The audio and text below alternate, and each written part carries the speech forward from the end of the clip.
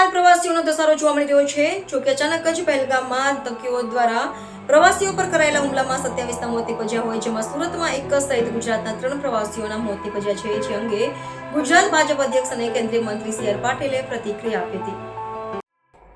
દેશમાં ફરી આતંકીઓ સામે રોષ જોવા મળ્યો છે। જમ્મુ કાશ્મીરમાં બાળકો અને પત્નીની નજરો સામે જ લોકોની આતંકીઓ દ્વારા ગોળીઓ મારી ઘાતકી હત્યા કરાઈ છે, જેને લઈ દેશભરના લોકોમાં રોષ જોવા મળ્યો। ત્યારે જમ્મુ કાશ્મીરના પહેલગામમાં થયેલા આતંકી હુમલામાં સુરતના એક સહિત ગુજરાતના 3 મોત નીપજ્યા હોય, જેઓના મૃતદેહ મોડી સાંજે આવી પહોંચ્યા હતા।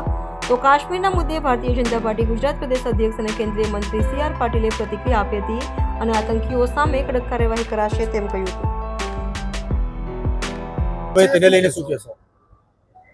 ગઈકાલે કાશ્મીરના પહેલગામમાં આતંકવાદીઓએ જે રીતે નિર્દોષ પર્યટકોને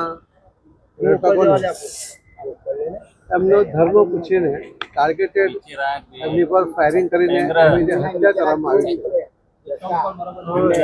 અને ઘણા પર્યટકો હતા એ ફેમિલી સાથે હતા, એની પત્ની કે ફેમિલીની હાજરીમાં જે રીતે એમની હત્યા કરવામાં આવી છે એના કારણે આખી જિંદગી સુધી એમના ચહેરા એમના નજર સામે આ દ્રશ્ય રહેશે।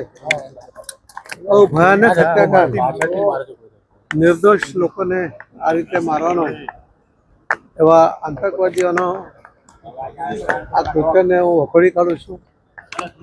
તે લગભગ કુલ મળીને આખા દેશમાં 28 જેટલા લોકો એમનું આમાં મૃત્યુ થયું છે, એમની હત્યા થઈ છે। એમાંથી ગુજરાતના પણ 3 લોકો છે, શૈલેષભાઈ, યતીનભાઈ, રશ્મિભાઈ।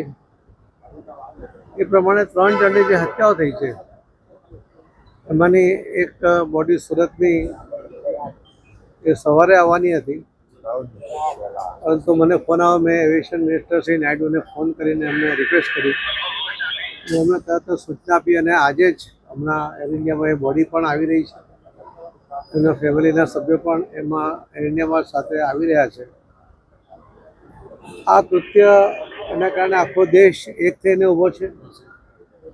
આવા આતંકવાદીઓ અને આતંકવાદને પોષવાવાળા તમામ લોકોનો ખાત્મો થાય એના માટે માનનીય પ્રધાનમંત્રી શ્રી નરેન્દ્ર મોદી સાહેબની સરકાર કટિબદ્ધ છે અને દેશવાસીઓ પણ વિશ્વાસ ધરાવે છે કે ચોક્કસપણે એમને એવી કડક સજા કરવામાં આવે કે બીજી વાર કોઈ આવી હિંમત ના કરે।